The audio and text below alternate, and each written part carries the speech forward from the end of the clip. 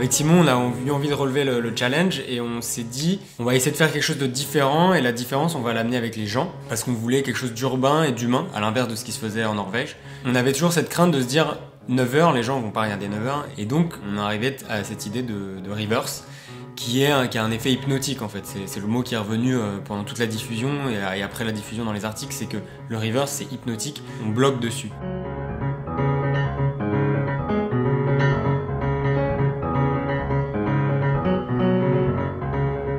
Et donc il faut bien comprendre que Tokyo Reverse, c'est un plan séquence de 9 heures. C'est-à-dire que c'est un seul et même film qui ne s'arrête jamais pendant 9 heures.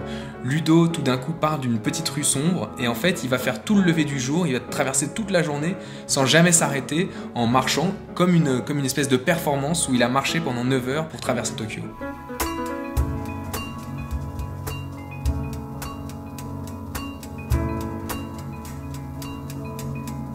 Pour faire Tokyo Reverse et créer l'effet de la foule qui recule, il fallait tourner en fait à l'envers. Donc il fallait que je recule dans toute la ville, donc du coup que j'apprenne à marcher à l'envers et que je me laisse guider par Simon.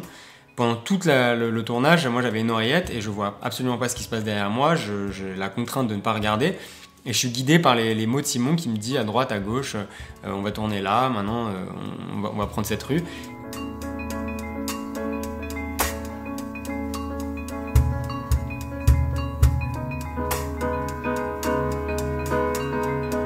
En fait, en parallèle de Tokyo Reverse, il y a toute une timeline transmédia où on peut suivre l'histoire de Ludo sur Twitter. Donc du coup, en fait, on se retrouve avec la possibilité de voir le hors-champ du film. C'est-à-dire que tout ce qui est posté sur Twitter, les photos que le personnage que je vais poster, apparaissent en temps réel sur la timeline et donnent à voir tout le hors-champ du film. Cette fameuse séquence où on voit Ludo qui rencontre des jeunes lycéennes, vous voyez, il fait la photo et en fait, à l'instant T, on voit qu'il y a quelque chose qui se passe sur Twitter. Là, on voit le hashtag Tokyo Reverse. Et voilà, sur le fil Twitter, à ce moment-là, il y a cette photo qui sort. Et donc, on a vraiment l'illusion que pendant qu'on regarde le programme, Ludo est au bout du monde, en train d'une caméra qui le suivrait en direct, en live, et qui tweeterait ses pensées et ses photos. Voilà donc une première raison qui fait qu'on a cette sensation de direct et de live grâce au fil Twitter où Ludo poste toutes ses actions.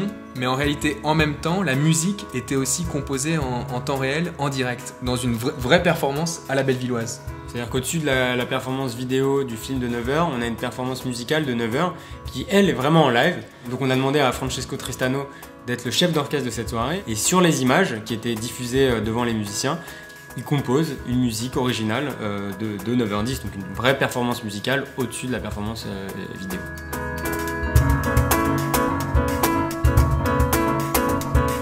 Voilà, et donc là on peut imaginer un spectateur qui regardait à la télé Tokyo Reverse, avait sur son iPad le second écran du concert, donc vous voyez la musique se faire composer en temps réel, et peut-être sur son téléphone le fil Twitter avec les actions et les pensées de Ludo. Ça c'était vraiment l'expérience complète.